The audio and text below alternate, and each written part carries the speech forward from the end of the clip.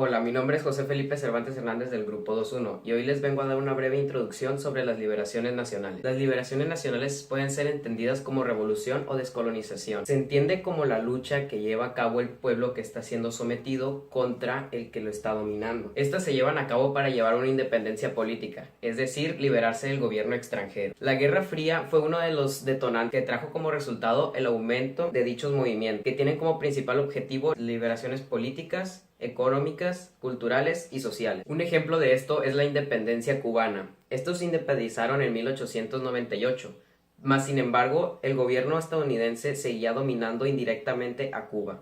Por eso en 1958 se llevó a cabo la Revolución Cubana, que llevaba como objetivo independizarse totalmente del gobierno extranjero para poder ellos recuperar su cultura y su gobierno local. Muy buenos días, tengan todos ustedes. Mi nombre es Guillermo Camachipuro, soy del Grupo 2.1 y voy a hablarles sobre los movimientos en Asia o la descolonización de Asia. El primer ámbito geográfico en descolonizarse fue Asia. Asia tenía una tradición de civilización muy antigua, una mayor población y estuvo fuera del ámbito de las potencias aliadas. Al haber sido invadida por Japón, China celebró su independencia colonial en 1949 con el fin de la Segunda Guerra Mundial y el triunfo de la revolución de los enclaves colonizados chinos. Quedan fuera del alcance de las potencias europeas desde el principio. Filipinas, el primer país colonial en obtener la independencia en 1946, el cual estaba colonizado por Estados Unidos, del que quedó total dependencia económica. Las empresas seguían siendo de capital estadounidense, aunque el gobierno pasó a ser filipino y los Estados Unidos continuaron teniendo bases en su territorio. También en 1930 el crack económico alcanzó a toda Asia rápidamente, lo que se traduce en revueltas armadas. Por otra parte, en 1940 la guerra del Pacífico explotó y Japón ocupó toda la zona. El último país en conseguir la independencia en esta zona fue Papúa Nueva Guinea, que se independizó de Australia en 1975. También en 1948 Birmania obtuvo su independencia. La Unión Birmania, después de duros reverses en 1948, fue capaz de controlar la insurgencia comunista y consolidar su propio poder. Y en 1951 el país celebró sus primeras elecciones parlamentarias. Quedan muchísimos más datos, pero ya se ha acabado el tiempo. Nos vemos hasta la próxima. Mi nombre es Roberto Alfredo Corriero Mental del Grupo 2.1 y les vengo a hablar sobre la independencia de la India. A principios del siglo XVI, la India estableció relaciones con Europa, la cual favoreció enormemente su economía. Esta no fue hasta 1606 que se creó la Compañía de Indias Orientales. Al principio esta era solo una compañía de acciones comercial, pero con el paso del tiempo y debido a la guerra entre ingleses y franceses se convirtió en una potencia militar, obligando a los hindúes a convertirse en soldados con oficiales británicos.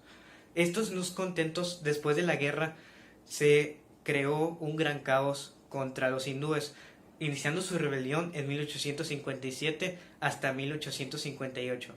Esta no tuvo éxito, ya que fue reprimida. Sin embargo, en 1876 se disolvió la compañía, iniciando el mando de la corona británica. Esto no duró mucho, ya que después de la Primera Guerra Mundial y con la llegada del sudamericano Gandhi, iniciaron una guerra por la Constitución pacífica, que seguía unas reglas muy estrictas. Solamente hacían huelgas y se quejaban contra ellos, pero siempre accediendo a la paz, nunca hacia la violencia. Como conclusión final, yo puedo abordar que es muy respetable ver esto sin acceder a la violencia, ya que la India se encontraba en muchos problemas, estaba sometida a los ingleses, pero con el inicio de un movimiento y su colaboración pudieron dar por hecho su cometido. Gracias. Yo soy José Miguel Madrigal y le hablaré sobre el movimiento de África. La descolonización de África es uno de los procesos de independencia de las naciones africanas y que esto tuvo un lugar en la Segunda Guerra Mundial. En la Guerra Fría, países europeos tenían miedo de que las colonias africanas se volvieran comunistas porque pensaban que así obtendrían una independencia, y se llegó a la idea de que África fue la clave para ganar la Segunda Guerra Mundial, Una de las cosas que hizo África fue aportar recursos económicos y humanos. Esto trajo la alfabetización y periódicos preindependientes. A finales de la Segunda Guerra Mundial existían solo 4 estados en África, que estos eran independientes: Egipto, Etiopía, Liberia y la Unión Sudafricana.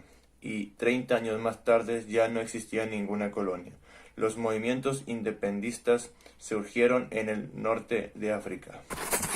Mi conclusión es que África fue un continente que ayudó y fue de gran ayuda en la Segunda Guerra Mundial, y que gracias a África pudieron ganar la Segunda Guerra Mundial. Muy buenos días, mi nombre es Luis Ángel Rodríguez Mesa, voy en el grupo 2.1 y hoy hablaremos sobre los movimientos africanos. Primer punto, a todas las luchas normales de la historia de cualquier pueblo del mundo, los africanos deben añadir la resistencia a la colonización en el siglo XIX, la lucha por la libertad en el siglo XX, por ahí como serían como los años 60 y 70. Segundo punto, después de la indignación y el hartazgo contra el sistema global capitalista que a Europa llegó hace unos años, África llegó a los 80 y cuando empezó a sufrir las consecuencias de la política de austeridad como los planes de ajustes estructural, pero duraron los años 90.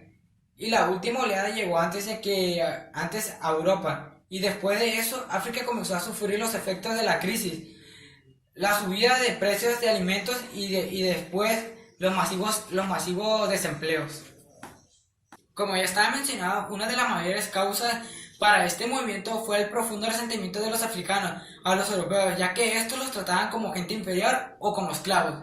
Un punto importante de este proceso es el papel tan crucial de algunos líderes. Obtuvieron una visión más amplia y contemporánea de lo que estaba pensado. Debido se llegó a la idea de que África fuera una parte clave para ganar la Segunda Guerra Mundial, ya que les ayudaban a los colones a combatir a los enemigos desconocidos. Hola, soy José Miguel Pérez Castro del grupo 2.1 y les vengo a hablar sobre los movimientos de liberación de Latinoamérica. El movimiento de liberación en América Latina en el año de 1960 abrió paso a la formación de diversos grupos de oposición izquierda en el marco del movimiento cubano dirigido por Ernesto Che Guevara. Tenía dos cosas seguras: que el inicio, desarrollo y organización para el triunfo del movimiento era en el ámbito rural, y que la persona principal que daría movimiento a este serían los campesinos. Los bienes de algunas familias que sustentaron la derrota fueron exportados, equivalentes al 40% de la economía nacional. En 1981, los Estados Unidos de América acusaron a los sandinistas de ayudar a El Salvador en su movimiento guerrillero. El Salvador, Honduras y Guatemala mantuvieron el régimen militar en la segunda mitad del siglo XX.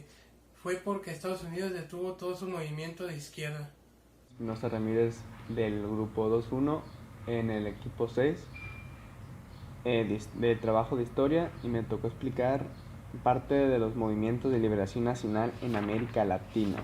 En 1975 se creó el Bloque Popular Revolucionario BPR ligado a las FPL. En 1975 surgieron también las Ligas Populares 28 de Febrero, LP 28, dependientes de ERP. En 1974 se fundó el Frente de Acción Unificada FAPU, vinculado a las FARC. En 1979 se fundó el Movimiento de Liberación Popular MPL como un frente de masas del PRTC. Después de una sangrienta guerra civil entre las fuerzas de FMLN, FDR y el gobierno encabezados por los militares, en 1984, el gobierno de Fredo Cristani de Duarte comenzó las negociaciones. Siguió en 1987 con el gobierno de Alfredo Cristani, pero no se logró nada. En Argentina apareció en 1967 el grupo Montoneros, fundado por activistas provenientes del nacionalismo católico, que más tarde adoptaron postulados socialistas y luego se incorporaron al peronismo. Montoneros impulsó la formación de un Frente de Liberación Nacional y se comprometió a luchar en dos ámbitos: contra los militares y contra la burocracia sindical conciliadora. Su primera aparición pública fue en el secuestro y posteriormente el asesinato del general Pedro Eugenio Aramburu en 1970. Para 1976, Montoneros estaba debilitado, sus cuadros estaban diezmados, desorientados y aislados de la convulsión. Hay brotes de nacionalismo revolucionario en las Fuerzas Armadas de Panamá, Guatemala, Bolivia. Igual auge de nacionalismo populista en Brasil, Argentina, Ecuador, pero muy significativa se vuelve la experiencia del gobierno revolucionario de Salvador Allende en Chile. La respuesta a estas tendencias por parte de Estados Unidos fue instaurar dictaduras militares en América Latina, y el fracaso de los movimientos guerrilleros se debió a varios factores.